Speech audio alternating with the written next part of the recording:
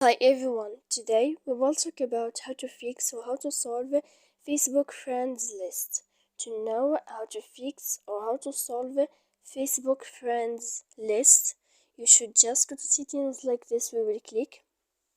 After that, in this page, you will go to apps, default apps, app settings. When you will see this list, you will go down to find the application of Facebook here and you will enter. Then in this page you will go to click force stop. After that you will enter to storage. Then in this page you will click clear cache, and here you will go to click clear data, and after all that you can update your application.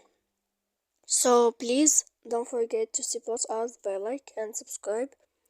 See you next time in another video, and thank you for watching.